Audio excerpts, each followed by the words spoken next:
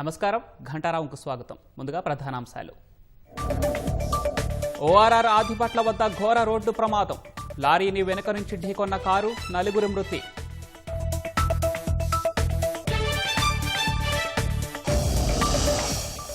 చందు నాయక్పై కాల్పుల కేసులో ముమ్మర దర్యాప్తు. పోలీసుల అదుపులో 3 నిందితులు.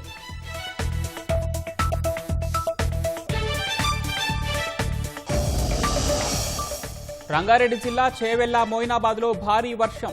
ఎర్రకుంట చెరువు ఆక్రమణతో పెరిగిన వరద ముంపు.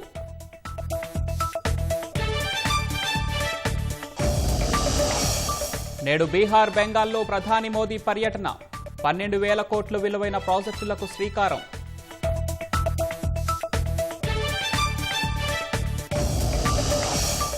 పహల్గాం ఉగ్రదాడికి సంబంధించి అమెరికా కీలక ప్రకటన. ది రెసిస్టెన్స్ ఫ్రంట్ను ఉగ్ర సంస్థ నిర్వాహకమని వెల్లడి.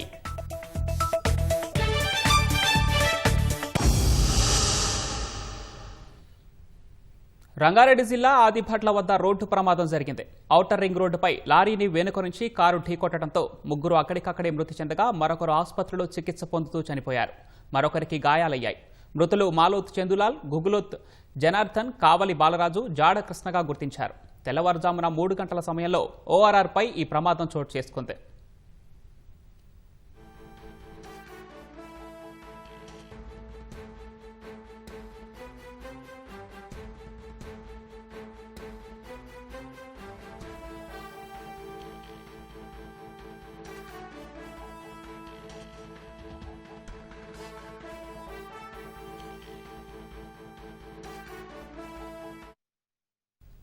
రంగారెడ్డి జిల్లా చేవెళ్ల, మోయినాబాద్ మండలాల్లో కురిసిన భారీ వర్షానికి పలు గ్రామాలకు రాకపోకలు నిలిచిపోయాయి. బాకారం నుంచి నాగిరెడ్డిగూడ వెళ్లే దారి పూర్తిగా జలమయమైంది. మోగజీవాలు నీళ్లలో మునిగిపోయాయి. పంట పొలాలు చెరువులను తలపించాయి. తీవ్రంగా నష్టపోయామని రైతులు లబోదిబోమంటున్నారు. బాకారం జాగీర్లో ఉన్న ఎర్రకుంట చెరువు ఆక్రమణల వల్లే ఈ పరిస్థితి వచ్చిందని స్థానికులు చెబుతున్నారు. చెరువుకు నీళ్లు వెళ్లే మార్గాన్ని కబ్జా చేసి గోడలు నిర్మించారని ఆరోపించారు. ఈ కారణంగానే బాకారం, నాగిరెడ్డిగూడ దారి జలమయమైందన్నారు. అధికారులు ఈ సమస్యపై దృష్టి సారించి చెరువు నీరు వెళ్లేలా చూడాలని స్థానికులు కోరుతున్నారు.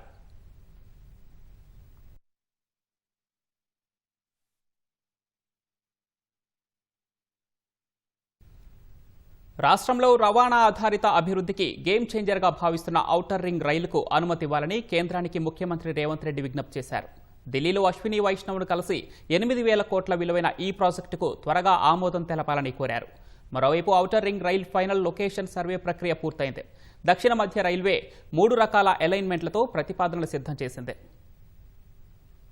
మంత్రులు శ్రీధరబాబు, ఉత్తమ్ కుమార్ రెడ్డితో కలిసి ఢిల్లీలోని రైల్ భవన్లో అశ్విని వైష్ణవ్తో ముఖ్యమంత్రి రేవంత్ రెడ్డి భేటీ అయ్యారు. తెలంగాణలో రైల్వే అనుసంధానత పెంపు కోసం నూతన ప్రాజెక్టులకు అనుమతులివ్వాలని రేవంత్ రెడ్డి విజ్ఞప్తి చేశారు. రీజనల్ రింగ్ రోడ్డుకు సమాంతరంగా ప్రతిపాదించిన outer ring rail project final location సర్వేకు రైల్వే బోర్డు ఇప్పటికే అనుమతి ఇచ్చిందని సీఎం గుర్తు చేశారు.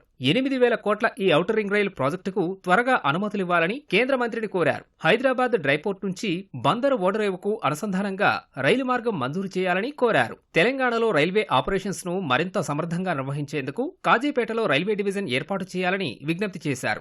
రాష్ట్రంలో వివిధ ప్రాంతాల అనుసంధానం, పారిశ్రామిక, వ్యవసాయ ఎగుమతులు, దిగుమతుల కోసం వెనుకబడిన ప్రాంతాల అభివృద్ధికి వికారాబాద్, కృష్ణా, కల్వకుర్తి, మాచర్ల, డోర్నకల్, గద్వాల, డోర్నకల్, మిర్యాలగూడ మార్గాలను 100% రైల్వే శాఖ ఖర్చుతో మంజూరు చేయాలని ముఖ్యమంత్రి కోరారు.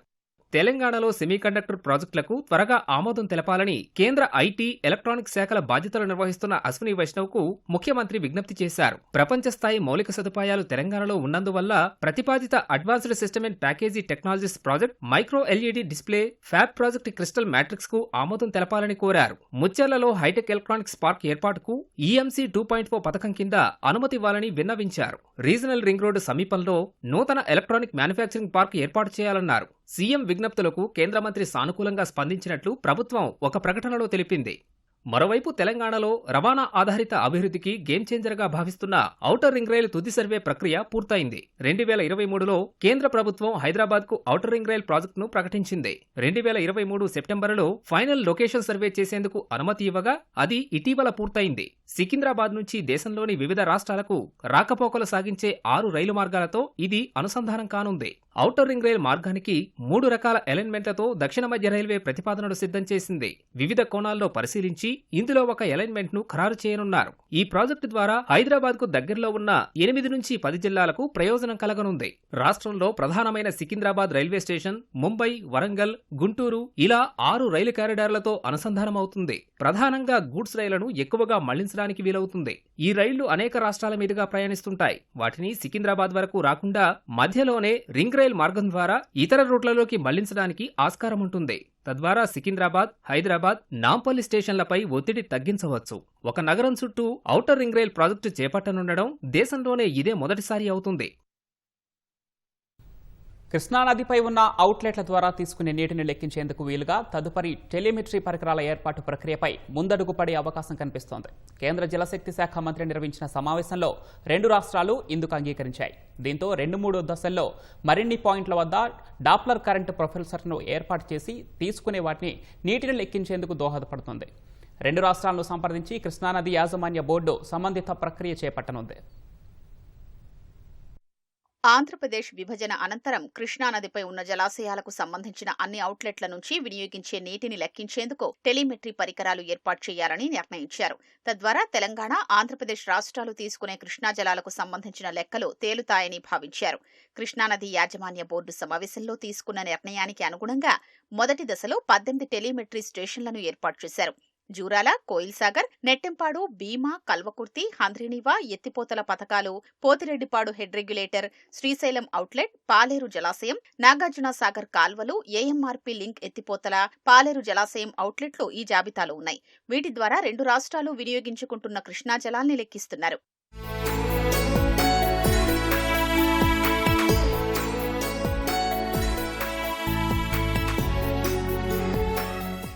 రెండో విడతలో మరో 9 టెలిమెట్రీ స్టేషన్లను ఏర్పాటు చేయాలని 2018 అక్టోబర్లో జరిగిన బోర్డు సమావేశంలో నిర్ణయం తీసుకున్నారు.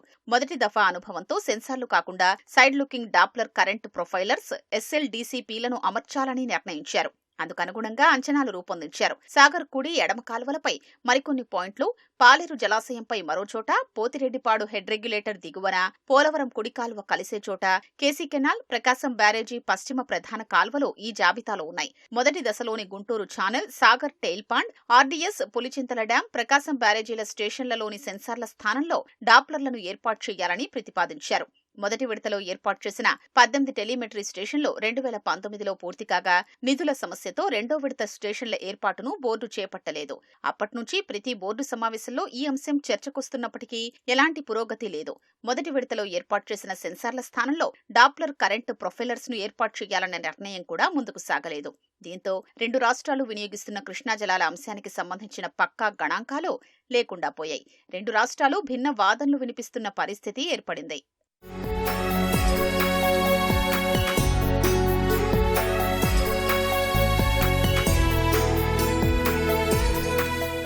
ముఖ్యమంత్రి రేవంత్ రెడ్డి గతంలో నదీ జలాల అంశంపై నిర్వహించిన సమీక్షలో టెలిమెట్రీ స్టేషన్ల అంశం ప్రస్తావనకొచ్చింది. వివిధ ప్రాజెక్టుల ద్వారా కృష్ణా జలాల్లో కోటాకు మించి ఎక్కువ నీటిని ఏపీ తరలిస్తోందని చర్చ జరిగింది. నీటి ప్రవాహాన్ని శాస్త్రీయంగా లెక్కించే టెలిమెట్రీ విధానంతో దీనికి అడ్డుకట్ట వేసే వీలుందని అధికారులు సీఎంకు వివరించారు. టెలిమెట్రీ పరికరాలకయ్యే 12 కోట్ల రూపాయల్ని 2 రాష్ట్రాలు చెరిసగం చెల్లించాలని అధికారులు ముఖ్యమంత్రికి వివరించారు. అవసరమైతే మొత్తం డబ్బులు ముందుగా భరించి టెలిమెట్రీ అమల్లోకి తీసుకురావాలని, ఏపీ ఇచ్చినప్పుడు రీఎంబర్స్ చేసుకోవాలని అప్పుడు సీఎం అధికారులకు సూచించారు. నీటి వినియోగం విషయంలో జరుగుతున్న అన్యాయానికి అడ్డుకట్ట వెయ్యాలని, కృష్ణాపై ఉన్న ప్రాజెక్టులన్నింటి ద్వారా ఏ రాష్ట్రం ఎన్ని నీళ్లు వాడుకుంటోందో లెక్కలు తీయాలని ఆదేశించారు. Srisailam, Pothireddypadu, Banakacherla head regulator, Telugu Ganga, KC canal, Handri Neeva, Galeru Nagari, Veligodu ప్రాజెక్టుల నుంచి ఎంత నీటిని తరలిస్తున్నారనే వివరాలన్నీ రికార్డు చేయాలని చెప్పారు. జనవరిలో జరిగిన కృష్ణానది యాజమాన్య బోర్డు 16వ సమావేశంలో టెలిమెట్రీ అంశంపై చర్చ జరిగి నిర్ణయం కూడా తీసుకున్నారు. మరో 11 ప్రాంతాల్లో టెలిమెట్రీ కేంద్రాలను ఏర్పాటు చేయాలని తెలంగాణ కోరింది. ప్రతిపాదిత ప్రాంతాల విషయమై రాష్ట్ర ప్రభుత్వంతో చర్చిస్తామని ఏపీ తెలిపింది. టెలిమెట్రీ కేంద్రాల ఏర్పాటుకు సంబంధించి కమిటీ ఏర్పాటు చేస్తామని కృష్ణా బోర్డు చైర్మన్ అతుల్ జైన్ చెప్పారు. దానికి కొనసాగింపుగా నిధులు ఇవ్వాలని 2 రాష్ట్రాలకు కేఆర్ఎంబీ కోరింది.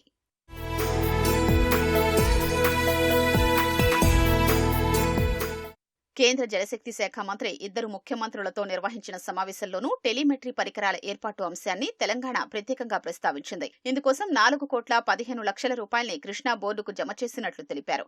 2-3 దశల్లో టెలిమెట్రీ పరికరాల్ని వెంటనే ఏర్పాటు చేసేలా కృష్ణా బోర్డు తగిన చర్యలు తీసుకునేలా చూడాలని తెలంగాణ కోరింది. ఈ విషయమై ముఖ్యమంత్రి రేవంత్ రెడ్డి చేసిన సూచనకు ఆంధ్రప్రదేశ్ కూడా అంగీకారం తెలిపింది. కేంద్ర జలశక్తి శాఖ మంత్రి ఆధ్వర్యంలో జరిగిన సమావేశంలో ఇద్దరు ముఖ్యమంత్రులకు అంగీకారం కుదిరిన తరుణంలో తదుపరి దశ టెలిమెట్రీ పరికరాల ఏర్పాటు ప్రక్రియ ముందుకు కదిలే అవకాశం కనిపిస్తోంది. కేంద్ర జలశక్తి శాఖ నుంచి ఆదేశాలు వచ్చిన తర్వాత కృష్ణానది యాజమాన్య బోర్డు 2 రాష్ట్రాల్ని సంప్రదించి ప్రక్రియను ప్రారంభించనుంది. నకరేకల్ పిఎస్లో నమోదైన కేసులను కొట్టివేయాలంటూ కేటీఆర్ హైకోర్టులో పిటిషన్లు దాఖలు చేశారు. 2 వేర్వేరు పిటిషన్లపై విచారణ చేపట్టిన హైకోర్టు పబ్లిక్ ప్రాసిక్యూటర్తో పాటు ప్రతివాదులకు నోటీసులు జారీ చేస్తూ తదుపరి విచారణను వచ్చే నెల 5వ తేదీకి వాయిదా వేసింది. 10వ తరగతి తెలుగు ప్రశ్నాపత్రం లీకేజీపై కేటీఆర్ తన ఎక్స్ ఖాతాలో తప్పుడు సమాచారం ట్వీట్ చేశారంటూ నకరేకల్ పిఎస్లో కేసు నమోదైంది. నకరేకల్ మున్సిపల్ చైర్మన్ రజిత శ్రీనివాస్ ఇచ్చిన ఫిర్యాదు మేరకు మన్నె క్రిశాంక్, కేటీఆర్, కొణతం దిలీప్లపై నకరేకల్ పోలీసులు పలు సెక్షన్ల కింద మార్చి 25న కేసు నమోదు చేశారు. 10వ తరగతి ప్రశ్నాపత్రం లీకేజీ ఘటనలో రజిత, శ్రీనివాస్తో పాటు మరికొంతమంది కాంగ్రెస్ నాయకులకు సంబంధం ఉందంటూ తెలుగు స్కైప్లో తప్పుడు వార్త ప్రసారం చేశారని, ఆ వార్తను కేటీఆర్ ట్వీట్ చేసినట్లు ఫిర్యాదులో పేర్కొన్నారు. ఈ కేసును కొట్టేయాలని కేటీఆర్ తరపు న్యాయవాది రమణారావు కోర్టుకు తెలిపారు. ఒకే ఘటనపై వేర్వేరు కేసులు నమోదు చేశారని ఆయన వాదించారు. అనుమానంతో ఒకరిని ఆస్తి పంచి ఇవ్వాల్సి వస్తుందని మరొకరిని, కన్నబిడ్డలని హతమార్చాడు ఓ కిరాతక తండ్రి. తాను కన్నవాళ్ళనే కాదు, తనని కన్నవాళ్లను సైతం పైశాచికంగా హత్య చేశాడు. మోగ చెల్లిని సైతం పొట్టన పెట్టుకున్నాడు. ఒకరిద్దరు కాదు, ఏకంగా 5గురు కుటుంబ సభ్యుల ప్రాణాలను బలి తీసుకున్నాడు. పైగా మరో 4గురిని చంపుతానంటూ శపథం చేశాడు. పల్నాడు జిల్లా క్రోసూరు మండలం పుట్లగూడెంలో కుమారుడి హత్య కేసు విచారణలో పోలీసులు విస్తుపోయే నిజాలను వెలికితీశారు.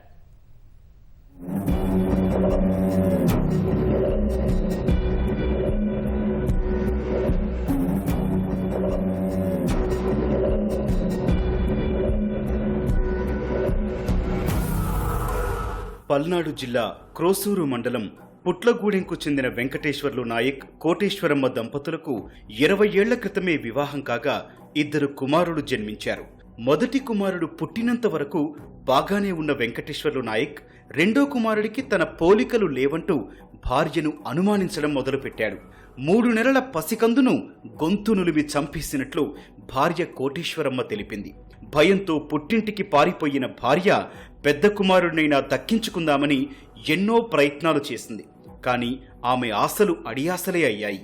కుమారుడి కోసం వచ్చిన ప్రతిసారి బెదిరించి పంపివేసిన వెంకటేశ్వర్లు నాయక్ చివరకు చెట్టెంత ఎదిగిన కన్న కొడుకునే కడతీర్చాడని భార్య కోటేశ్వరమ్మ కన్నీటి పర్యంతమైంది.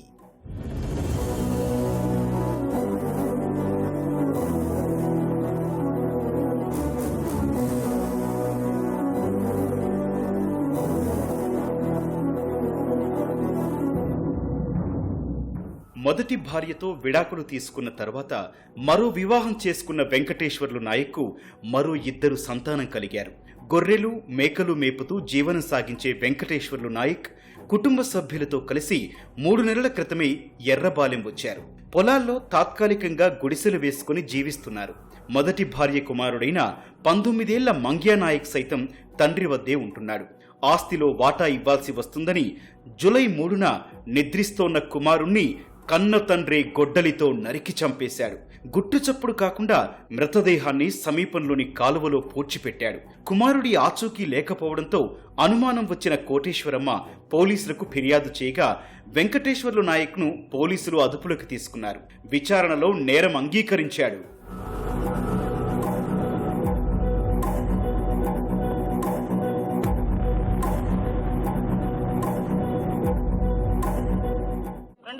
లో నా వివాహం అయింది. మాకిద్దరు పిల్లలు పుట్టారు. చిన్న పిల్లగాడు ఎర్రగా పుట్టిండు. అయితే ఈ పిల్లోడు ఎర్రగా ఎందుకు పుట్టిండు, నువ్వు ఏమి చేస్తే ఈడు పుట్టిండు అని 3 నెలలు చిన్న బాలుడికే గొంతు పిసికి నోట్లో ముక్కులో నుంచి బ్లడ్ వచ్చి చనిపోయిండు. చనిపోతే నేను తప్పు చేస్తేనే ఈ బిడ్డ పుట్టిండని, ఈడు అనుమానంతో చంపిండని, నన్ను కూడా చంపుతాడని నేను నా తల్లిగారి ఇంటికి వెళ్ళిపోయా. చిన్న పెద్ద కొడుకు ఉండిపోయిండు కదా, వాడి కోసం నేను కేసు పెట్టా. మళ్ళీ ఇంటికి వచ్చి ఒకసారి వార్నింగ్ ఇచ్చిపోయిండు. పిల్లగాడి కోసం కేసు పెట్టి నన్ను స్టేషన్కి నడిపిస్తే నువ్వు ఉండవు, నా కొడుకు కోసం నువ్వు రాకూడదు అని అన్నాడు నా భర్త. మళ్ళీ ఇప్పుడు ఉన్న నా బిడ్డకు కూడా చంపేసిండు. ఇద్దరు కుమారులని కాక కన్న తల్లిని సైతం అడవిలోకి తీసుకెళ్లి ముక్కలు ముక్కలుగా నరికి చంపేశాడని, తండ్రిని సైతం హతమార్చాడని కోటేశ్వరమ్మ ఆరోపించింది. మూగ చెల్లిని సైతం వెంకటేశ్వర్లు నాయకే చంపాడని తెలిపింది. నా ఆడబిడ్డ మూగిది, మాటలు కూడా రావు, తనే చంపేసిండు. మా అత్త అడవిలో తీసుకెళ్లి ముక్కలు ముక్కలుగా నరికేసిండు. దాని తర్వాత 2-3 సంవత్సరాల తర్వాత మళ్ళీ మా మామకు కూడా స్వయాన చంపాడు. 5గురిని చంపారు. ఇంకా 3 ఇప్పుడు చంపేవాళ్ళు. చంపటానికి ఇంకా 3 నాతో 4. ఇంకా నేను బయటికి వస్తే మీరు 4 ఉండరు, నాకు టార్గెట్. మీకు లేపుతా, 3 నెలల్లో వస్తా, మీరు ఉండరు. మీ 4 చంపినా అదే 3 నెలలు నాకి అని అంటుండు సార్. కోటేశ్వరమ్మ ఇచ్చిన ఫిర్యాదు మేరకు విచారణ చేపట్టిన పోలీసులు వెంకటేశ్వర్లు నాయక్ను అరెస్టు చేశారు. కుమారుణ్ణి పూడ్చిపెట్టిన ప్రాంతంలో మృతదేహాన్ని వెలికితీసి పోస్ట్ మార్టం నిర్వహించారు. మంగ్యా నాయక్ని అతని తండ్రి ఏదైనా చేసుంటాడనే సమాచారం, అనుమానాల మేరకు దర్యాప్తు చేయడం జరుగుతుంది. శవమును ఎన్ఎస్పి కెనాల్ కాలువలో పూడ్చిపెట్టినట్టుగా మనకున్న సమాచారం మేరకు పిఎం చేయించడం జరుగుతుంది. దీనిపై పూర్తి వివరాలు దర్యాప్తు నందు తెలియాల్సి. ఆస్తి, డబ్బు కోసం మనిషి ఎంతటి ఘోరాలకైనా పాల్పడుతున్నాడు. ఆత్మీయులను సైతం హత్య చేస్తున్నారు.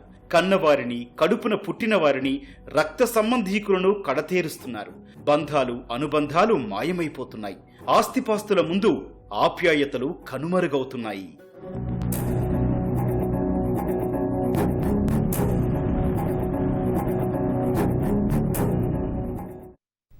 సిద్దిపేట జిల్లా హుస్నాబాద్లో రవాణా శాఖ మంత్రి పొన్నం ప్రభాకర్ ఉదయపు నడకలో భాగంగా ప్రజలతో మమేకమయ్యారు. స్థానికులతో మాట్లాడి వారి సమస్యలను ఆరా తీశారు. పెంటికుళ్లు, రేకుల షెడ్లలో ఉంటున్న వారిని గమనించి వారికి ఇందిరమ్మ ఇండ్లు మంజూరు చేయాలని మున్సిపల్ కమిషనర్ను మంత్రి పొన్నం ప్రభాకర్ ఆదేశించారు. ప్లాస్టిక్ వాడొద్దని పుర ప్రజలకు అవగాహన కల్పించారు. ప్లాస్టిక్ సీసాలతో తయారు చేసిన హెలికాప్టర్ మోడల్ను పురపాలక శాఖ సిబ్బంది ప్రదర్శించారు. ఈ మోడల్ డబ్బాలో ప్లాస్టిక్ వస్తువులు వేస్తే సంచులు ఇచ్చే కార్యక్రమాన్ని పొన్నం ప్రభాకర్ ప్రారంభించారు.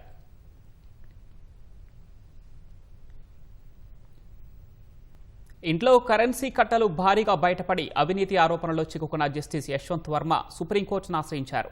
ఆయన ఇంట్లో నోట్ల కట్టలు నిజమేనని సుప్రీంకోర్టు కమిటీ తేల్చగా న్యాయమూర్తి పదవి నుంచి అభిశంసించేందుకు కేంద్రం ఎంపీల సంతకాలు తీసుకుంటున్న వేళ ఆయన సుప్రీంలో పిటిషన్ దాఖలు చేశారు. ఈ కేసులో సుప్రీంకోర్టు న్యాయ సూత్రాలను పాటించలేదని జస్టిస్ యశ్వంత్ వర్మ ఆరోపించారు. తనను పూర్తి స్థాయిలో పారదర్శకంగా విచారించకుండానే సుప్రీంకోర్టు మాజీ సీజేఐ సంజీవ్ ఖన్నా ఏకపక్షంగా నిర్ణయం తీసుకుని విచారణ కమిటీని ఏర్పాటు చేశారన్నారు. విచారణ కమిటీ కూడా సమగ్ర దర్యాప్తు చేయడంలో విఫలమైందని ఆరోపించారు. ఈ కమిటీ ఇచ్చిన నివేదికను చెల్లనిదిగా పరిగణించాలని జస్టిస్ యశ్వంత్ వర్మ సుప్రీంకోర్టును కోరారు. ఈ నెల 21 నుంచి పార్లమెంటు వర్షాకాల సమావేశాలు జరగనున్నాయి. ఈ సమావేశాల్లోనే జస్టిస్ యశ్వంత్ వర్మ అభిశంసన కోసం తీర్మానం ప్రవేశపెట్టేందుకు వీలుగా ఎంపీల సంతకాల సేకరణ ప్రక్రియను ఇటీవలే చేపట్టారు. లోక్సభలో ఈ తీర్మానాన్ని ప్రవేశపెడతామని ఇప్పటికే పార్లమెంటరీ వ్యవహారాల మంత్రి కిరణ్ రిజిజు వెల్లడించారు. పహల్గాం ఉగ్రదాడికి తెగబడ్డ ది రెసిస్టెన్స్ ఫ్రంట్ టీఆర్ఎఫ్ గ్రూప్ను ఉగ్ర సంస్థగా అమెరికా గుర్తించడాన్ని భారత్ స్వాగతించింది. వాషింగ్టన్ నిర్ణయాన్ని భారత్ అమెరికా ఉగ్రవాద నిరోధక సహకారానికి ఉన్న బలమైన సంకల్పంగా విదేశాంగ మంత్రి జైశంకర్ అభివర్ణించారు. పాక్ ఉగ్ర సంస్థ లష్కరే తోయిబా ప్రాక్సీ అయిన టీఆర్ఎఫ్ను విదేశీ ఉగ్ర సంస్థ FTO specially designed global terrorist ఎస్డీజీటీగా ప్రకటించినందుకు అమెరికా విదేశాంగ మంత్రి మార్కో రూబియోను ప్రత్యేకంగా అభినందిస్తున్నట్లు జైశంకర్ పోస్టు పెట్టారు. ఉగ్రవాదం పట్ల భారత్ జీరో టాలరెన్స్ విధానాన్ని అవలంబిస్తున్నట్లు వివరించారు. పహల్గాం ఉగ్రదాడికి సంబంధించి అమెరికా కీలక నిర్ణయం తీసుకుంది. ఈ దాడికి బాధ్యత వహించిన ది రెసిస్టెన్స్ ఫ్రంట్ టీఆర్ఎఫ్ను ఉగ్రవాద సంస్థగా ప్రకటించింది. టీఆర్ఎఫ్ అనేది పాకిస్తాన్ కేంద్రంగా పనిచేస్తున్న లష్కరే తోయిబా ముసుగు సంస్థ అని అమెరికా విదేశాంగ శాఖ మంత్రి మార్కో రూబియో పేర్కొన్నారు. జాతీయ భద్రతా ప్రయోజనాలను కాపాడటం, ఉగ్రవాదాన్ని ఎదుర్కోవటం, పహల్గాం దాడికి న్యాయం కోసం అధ్యక్షుడు ట్రంప్ పిలుపునిచ్చారని ఆయన గుర్తు చేశారు. ది రెసిస్టెంట్ ఫ్రంట్ను విదేశీ ఉగ్ర సంస్థగా, ప్రత్యేకంగా నియమితమైన గ్లోబల్ టెర్రరిస్ట్ ఆర్గనైజేషన్గా అమెరికా గుర్తిస్తున్నట్లు పేర్కొన్నారు. 2008 ముంబై ఉగ్రదాడి తర్వాత భారత్లో చోటు చేసుకున్న దాడిలో పహల్గాం ఘటనే అతిపెద్దదని అధికారిక ప్రకటనలో మార్కో రూబియో వెల్లడించారు. భారత భద్రతా దళాలపై గతంలో జరిగిన పలు దాడులకు టీఆర్ఎఫ్ బాధ్యత వహించిందని వివరించారు. ఏప్రిల్ 22న జమ్మూ కాశ్మీర్లోని పహల్గాంలో పర్యాటకులపై ముష్కరులు విచక్షణారహితంగా జరిపిన కాల్పుల్లో 26 మంది ప్రాణాలు కోల్పోయారు. బ్రిటన్లో ఓటు హక్కు వయస్సును 18 ఏళ్ల నుంచి 16 ఏళ్లకు తగ్గించనున్నట్లు అక్కడి ప్రభుత్వం ప్రకటించింది. ఎన్నికల్లో ప్రజల భాగస్వామ్యాన్ని పెంచేందుకు ఈ నిర్ణయం తీసుకున్నట్లు వెల్లడించింది. ఇందుకోసం కొత్త ఎన్నికల బిల్లును బ్రిటన్ పార్లమెంట్లో ప్రవేశపెట్టనున్నట్లు మంత్రి రుషనారా అలీ వెల్లడించారు. పార్లమెంట్లో ఆమోదం లభిస్తే ఈ బిల్లు కార్యరూపం దాలుస్తుంది.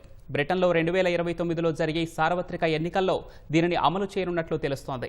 అలాగే ఆటోమేటిక్ ఓటర్ నమోదును తీసుకురానున్నట్లు చెప్పారు.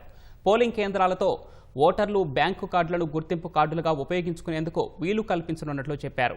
ఇప్పటికే స్కాట్లాండ్, వేల్స్లలో స్థానిక ప్రాంతీయ ఎన్నికల్లో 16-17 ఏళ్ల వయసు ఉన్నవారు ఓటు వేసేందుకు అనుమతినిస్తున్నారు.